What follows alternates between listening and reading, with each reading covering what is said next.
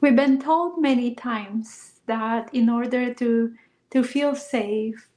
and we also felt that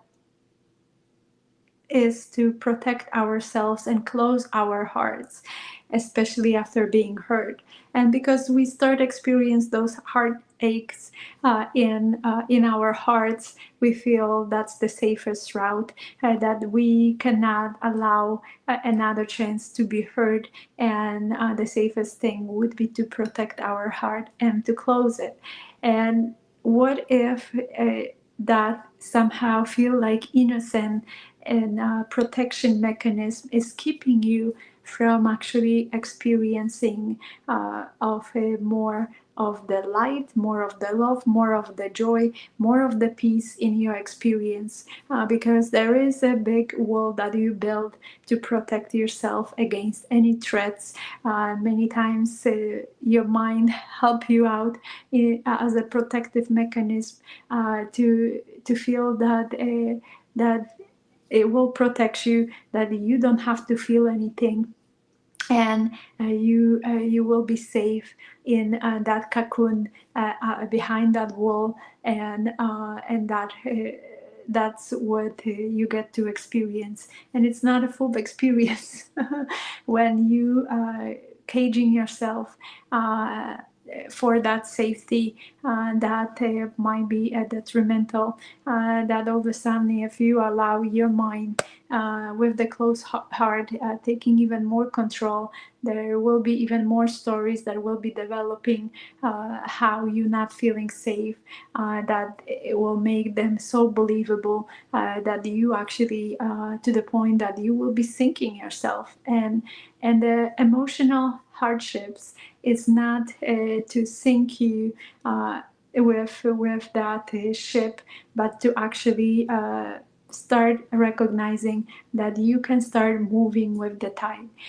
Emotional, and I didn't separate, but it was the way I was called to share about the emotional hardship. Emotional, it's E dash motion.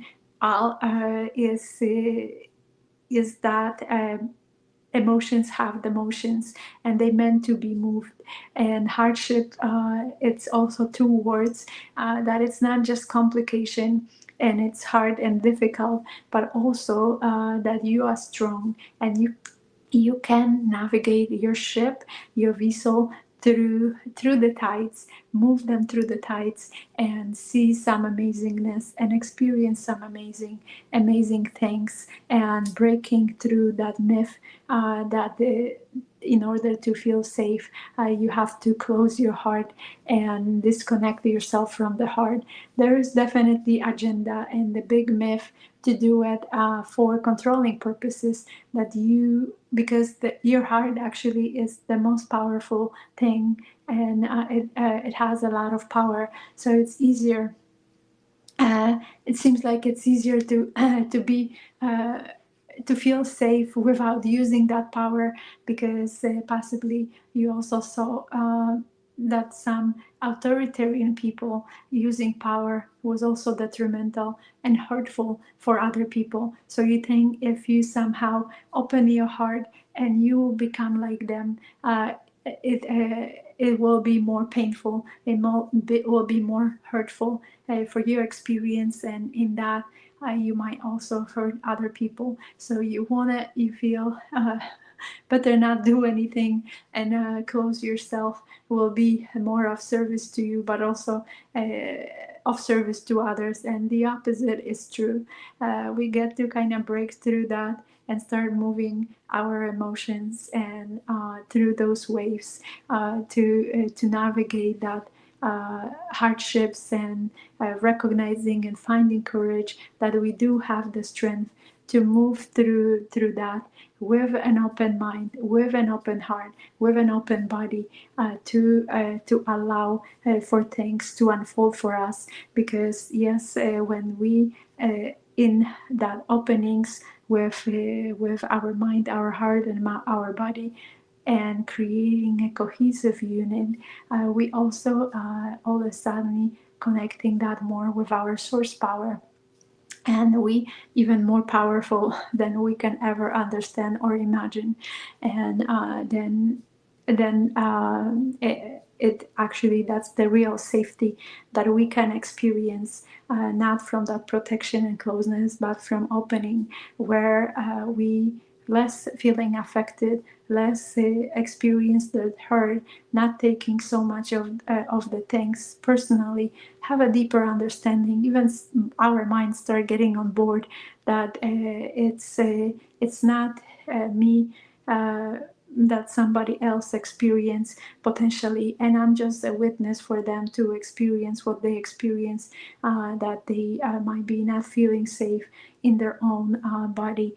in their own mind, and sharing something, even if it at the first glance might look like it's a hurtful thing, that somebody would open their mouth and potentially say something to you that they shouldn't be talking to you. When you more open with your mind, your body and heart, you won't receive that as a threat, but have acknowledge that this is not me. It's not for it's not meant for me, but I'm the witness for this person, to somehow they felt safe enough with us to share some of the hurt that they experience, and they voicing that. So having that deeper understanding, how we our reflections for others, how we are witnessing each other, might help with that navigation of those emotional hardships that we experience, and recognizing that maybe when we somehow feel to say something hurtful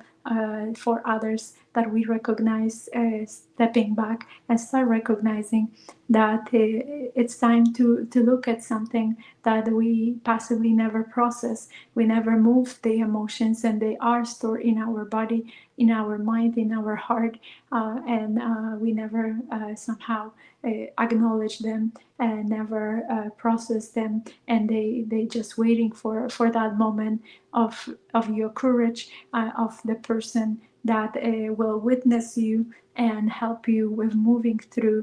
those emotional hardships, so cannot you can actually experience more of that love, joy, peace, and light in your life. They're not there to hurt you. So we have like really limited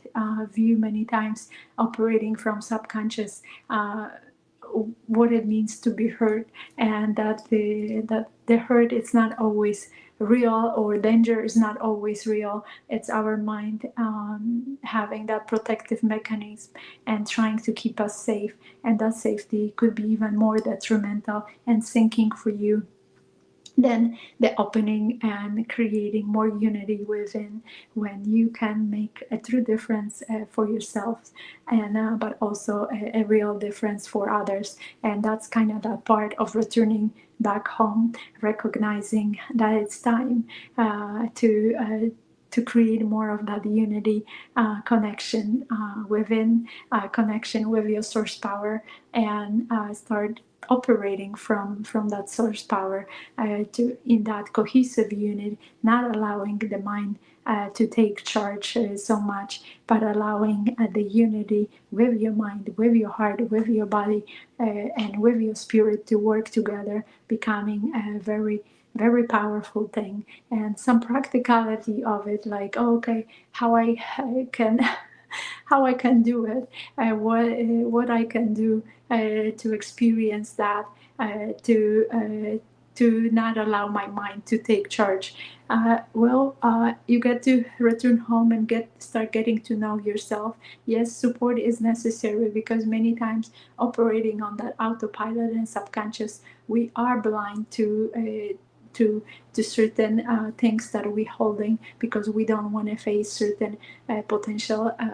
painful experiences, and we don't want to revisit that pain anymore. We rather just store it, and the storing is more detrimental to our mental, emotional, and physical experiences. When we keep storing, eventually the our vessel become full and can start sinking. to all the pains that we feel, that we are brave to hold it instead of moving them through our visual. They were never meant to be stored. As I mentioned, emotions are energy in motions. They meant to be moved. They meant to be processed. However, unfortunately, there weren't enough education, enough enlightenment for others to know that, for our parents to know that, for teachers to know that. Now we're getting much better those days when there are more awakening to that potential, that and recognizing and sharing more of the experiences and education, and acknowledging that the emotions are the energy in motions, and they get to be processed and not stored. And that's where you get to return home, sometimes to process, not to create that connections. That journey to return home within is to, yes, create the connection, to somehow have more courage and deeper understanding, and knowing that you are powerful beyond the measures, beyond your understanding, and can move through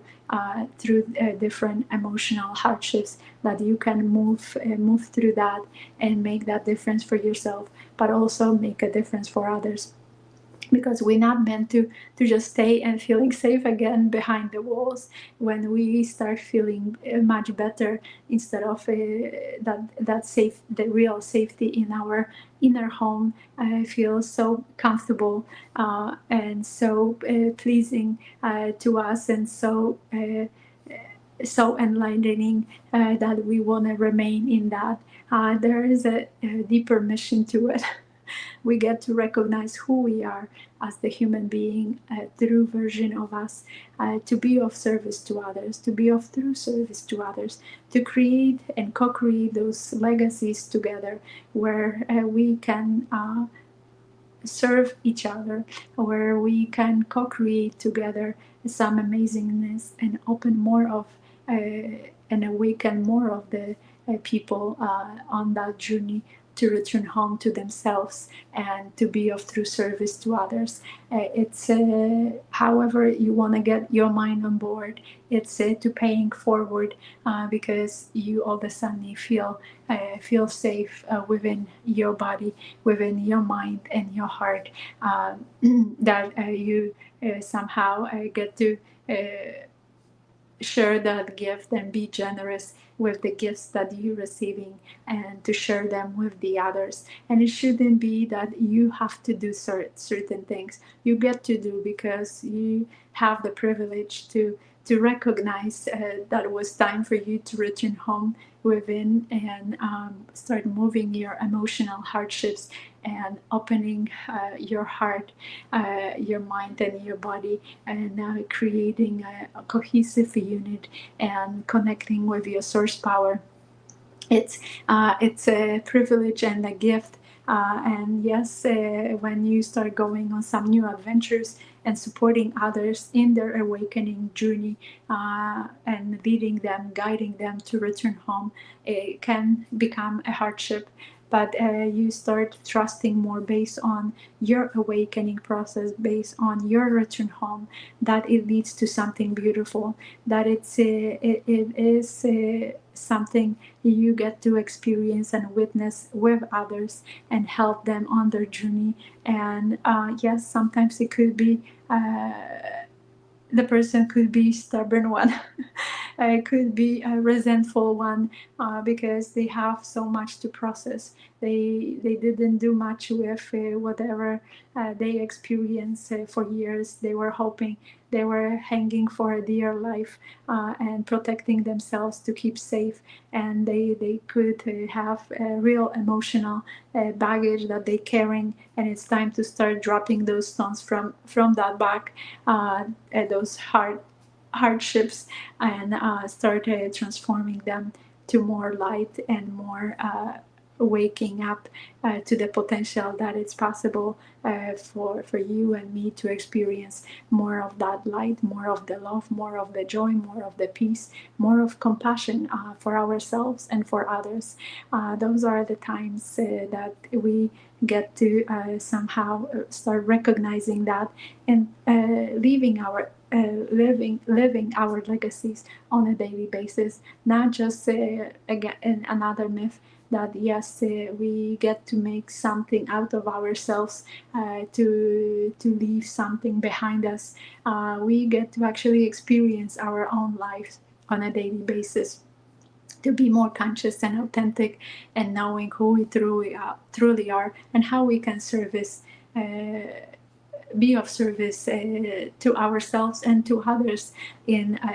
and sharing our gifts that we that start developing, recognizing who we truly are, and developing our gifts and sharing those gifts with the others. They meant to be shared and not just hold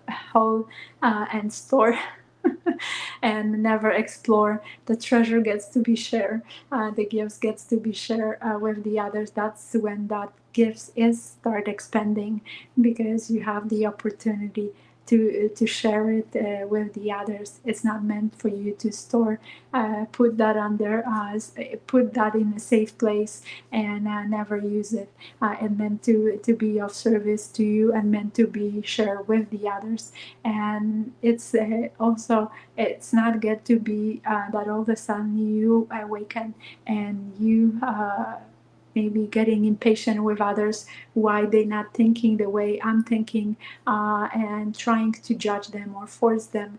to something, and they might be backfiring, because all of a sudden they will tell you like, well, it's up to you, and maybe we shouldn't be friends anymore, because somehow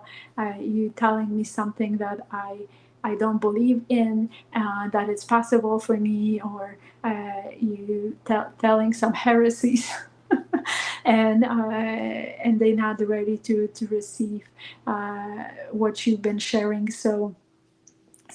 your presence is important, because the feeling, when you start processing your feelings and emotions, your presence become more authentic and grounded when you standing more in your source power. And that's what they start feeling. Many times it's being say in many quotes that it's not what who like how you make others feel. So yes, it applies to that your groundness and your presence and authentic presence can be of a bigger service than your words, than attempting to convince somebody to that it feels to them that maybe you join some kind of cult, or maybe some religion, and you're just trying to convert them to something that they're not in alignment with. You get to share your presence for them to feel for themselves and make their own decisions, if they willing to ask more questions, if they willing to be open to the possibility that they can also return home within to their centers, and connect with the source power, and still not be attempting to convert, but leaving them with the beliefs that they have, because it's also detrimental, and the mind can actually be even more rebellious when all of a sudden there a lot of feelings might be surfacing, and the mind trying to protect even more, and going to that safe mode, because all of a sudden you might be feeling some regret that you didn't hear about it and didn't know about it before. Maybe if there's too much newness to it, to the concepts, you also feel like, well, I rather stay with what I know, and I don't want to explore too much of the newness, because it might be another danger in all of that, and somebody will sway me in the wrong directions, and it will become even bigger hard for me than I already experienced. So all kinds of thoughts might be showing up. So there's a kindness and gentleness, and that gets to be experience with other meaningful and present and authentic connections, to see, to meet people where they are, and not forcing anything on them, because you feel not even making them feel worse than you are, because people can feel it and can, especially when you start even using some words that it might feel that way for them, that all of a sudden you might be 2 steps ahead of them, so you smarter than them, and they don't want to deal with some smart Alex. They want to be witnessed. They want to feel that they matter, that they want, that they are seen, that they heard, and that's can be created with that conscious, safe presence for others when they start waking up to their own potential, to their own journey to return home to themselves and living their legacy. So without further ado, sharing those beautiful reflections and beautiful thoughts, and how it gets to be moving through that emotional hardships, to reclaiming your power and returning home. So inviting you to connect, inviting you to ask questions or share some insights based on what I'm sharing here. I here discovering more and more, even though it happened, the revelation came years ago, that I get to share and be more of true service to women in their mid-age, in awakening to their power, reclaiming their power, and using their voice, and returning home. And that journey continues. And yes, sometimes I don't know where I'm going. I was attempting to figure it out. I attempted to join some communities, or attempted to gain some skills, learning some skills, how to attract the women that I get to serve. And recently start coming to a deeper realization that nothing can be forced, nothing can be fixed.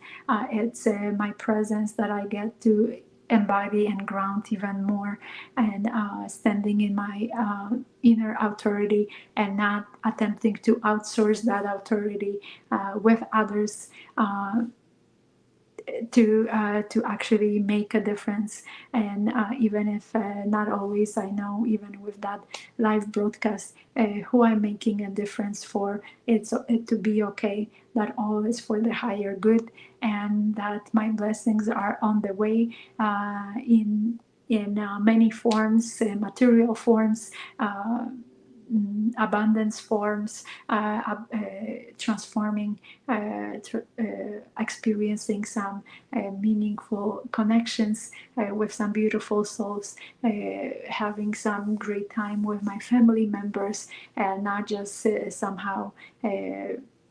and being more present. So all those abundance gifts that we get to receive, and start acknowledging that those are our blessings and miracles, and not somehow sticking that it has to be certain way, that the outcomes have to be obvious, that it has to be tangible and satisfying enough for us to make a difference, but to be more open with our mind, our heart, our body, and in connection with our source spirit, that it's all for higher good, and we will reap the fruits of our labors, and we will make a difference for others, with that presence, and with our expanding conscious, with that creating that safety for others, when we actually open and united within, and return home, and operating from our beautiful homes, and welcoming others on their journey to return home, and keep expanding that journey to recognize how beautiful our life could be, and that it doesn't have to be a certain way, but usually can unfold in a most beautiful much better and more beautiful way than we ever expected. So without further ado, thank you for checking that live. Thank you for your inputs, insights, questions. Would love to see those. And at this point, sending so much love, joy, peace, light, compassion to you, my dears, and see you around. You can also, for more, check awaken-woman.com and see some free offerings there, and connect with me there to expand our presence. Take care.